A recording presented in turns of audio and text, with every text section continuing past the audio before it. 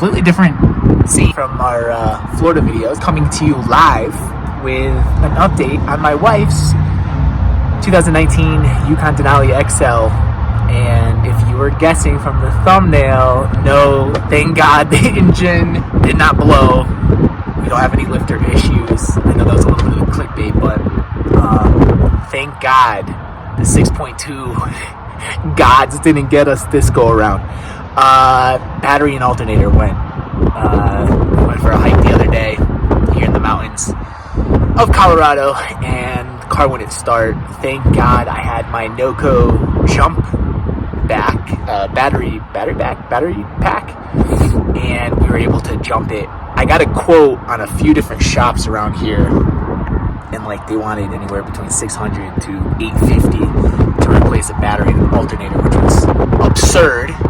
And I kind of thought to myself, well, I sort of do this on the side with the burb, so let me give it a shot. And literally took me 30 minutes to take everything out, and I'm like, wait, let me make this into a video. So let me show you the new parts.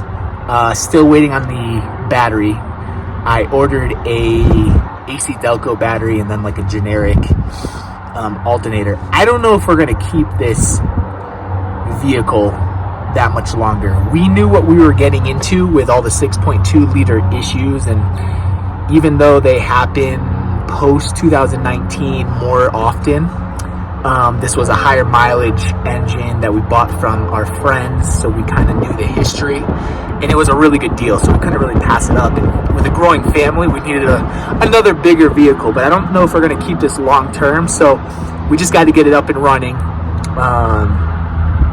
and go from there. A lot of the lifter issues and engine issues that these tend to have are like early miles. I think 60K and less. Don't quote me on that, but that's at least what the internet says. So we got it at just around 100,000 miles. So any of those issues, hopefully we got a good 6.2. I just wanted to kind of showcase a couple of things when I was replacing the alternator, a couple tips and tricks as I was replacing the alternator. So let's step in the garage where it's less windy. Actually, before we get into the garage, this is the plug to the alternator, and it was really close. It was literally sitting like this, so I really couldn't. I mean, I could get a flathead in there, but barely. But what I learned is if you take off this bolt, you can rotate the alternator enough to give you room to take that plug out. This whole junction box sits right on top of the battery. That was fun, trying to figure out how to get that out. So let me show you the new parts. Okay, so hopefully you can hear me a little bit better, but there's the old battery, old alternator. There's a new alternator. Got pretty good reviews on Amazon. It was relatively cheap. Now, if we were keeping the vehicle, I would 100% put AC Delco everything or Delphi. The hardest part was really making room in the engine bay to take the alternator out, and this entire airbox was covering the alternator, unlike the burb. The burb is, everything's right there for you. So aside from that, the job is fairly straightforward. So I'm kind of wondering, what are these car shops charging? If it took me 30 minutes and I'm a novice DIYer, YouTube university expert, it's like, what are they're charging up the wazoo to take? That was just with I spent about $315 for a battery and an alternator.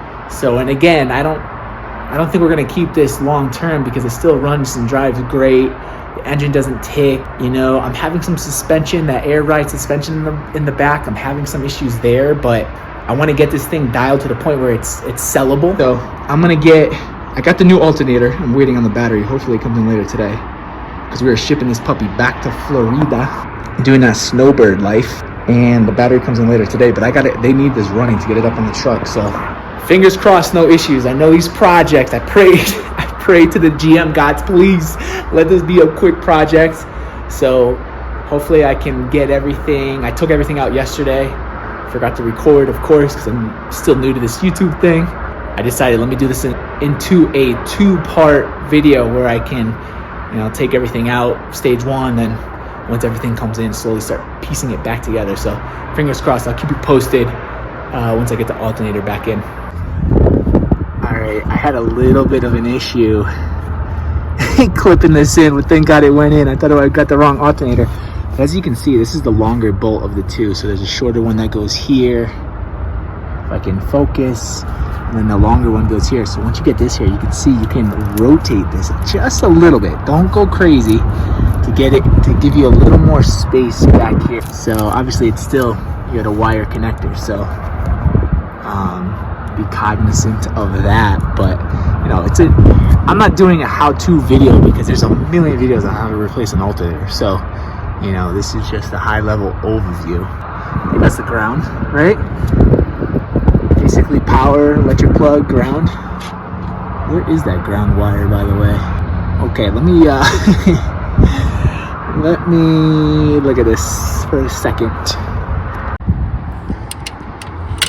Just to show you guys, I actually forgot my tripod inside. Just to prove to you guys, I actually wrench on this bad boy. That is Bad Girl. This is Snoopy. We got Birdie and Snoopy, black and white. Gotta be careful not to cross thread. I'm really hoping that battery comes in later today, because that would be a day down. So let me get this hooked up, and I'll touch base with you guys. Alright, so alternator is in. Here's the ground wire. Tighten, plug in 2 bolts. Secure the alternator and then the belt. Just make sure you get a breaker bar. You need the tensioner pull. Alright, Denali fam. Even my tall, lanky butt needs a ladder to get up and over this, like all this. Anyway, airbox is in, hose clamps tightened. You got one here. Let's see, let's get you guys in there. One there. One there. Leave a comment down below. What the heck is the name of these things? So, real quick, you push down on one and it comes out, and then that one you push up from the bottom. The clip is on the bottom. This little bracket slips right in here. I forgot about that. It was out here and I had to redo it. But you know, once you get the hose clamp situated and these on, airbox is fairly easy. You can see the alternator buried, but just gotta wait on the battery. One thing I love about having GM vehicles is that over the years, even though the bodies change, the motors are pretty much the same, right? Like obviously 8.1, 6.2, you're gonna have a lot of differences there, but the way they build them, put them together in the factory, I'm sure they do it to cut costs. It's pretty much the same. So once I removed the airbox, I'm like, oh, this is just like replacing the alternator on the Burb. So hopefully later today, if you continue to see this video, within like a snap of my fingers, the battery would have come in, and we'll go ahead and install that. And I think I'm gonna wait for you guys to start it, and we're gonna start it at the same time, see if it fires up and idles. Fingers crossed, because like I said, we're shipping this bad girl back to Florida, and it's got to be operable. Literally, like I have 2 days. So, and on top of that, not only did the shop want to charge me $850 to do this job, they couldn't get me in for like 3 weeks. I'm like, I don't got that kind of time. So I'm like, well, I'm fairly dangerous with wrenching, as we know.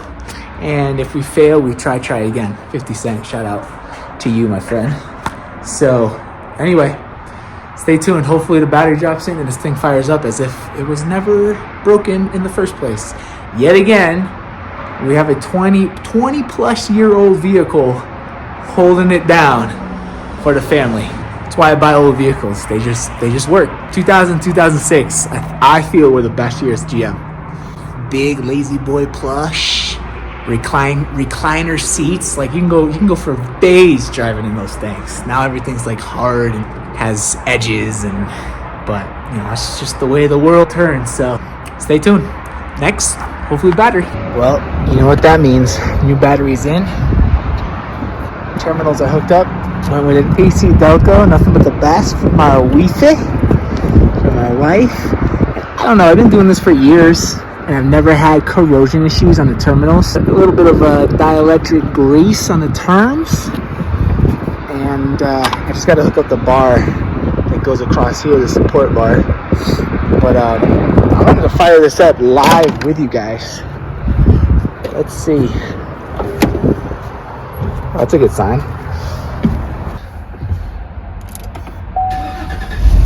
Oh my God. Thank the Lord. I love it when a plan comes together. Holy cow, guys. Aside from me filming an hour tops, maybe an hour and 15, just saved 850 bucks.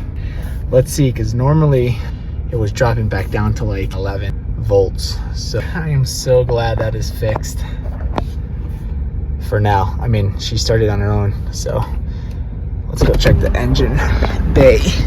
How long are you supposed to let it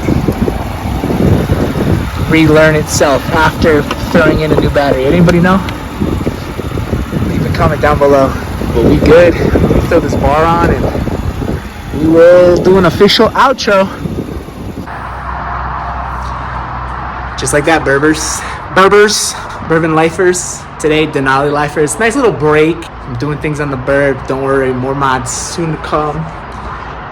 I am itching to do some camp videos, and while we won't be in the mountains for half the year, I would like to do some hot weather tent camping. As much as I would hate to do that, drop a comment down below. Let me know if that's something you would like to see. Still gonna do it anyway, you know, but the Denali back on the road. I just drove it for like 15 minutes so the computer and everything can kind of reset. That was a quick job. I'm relatively impressed at how quick I was able to do that. I mean, rightfully so. I wish every project was like that, but hey. Anyway, Bourbon lifers, until the next one, love you guys. We have a great rest of your week and stay tuned for the next one. Peace.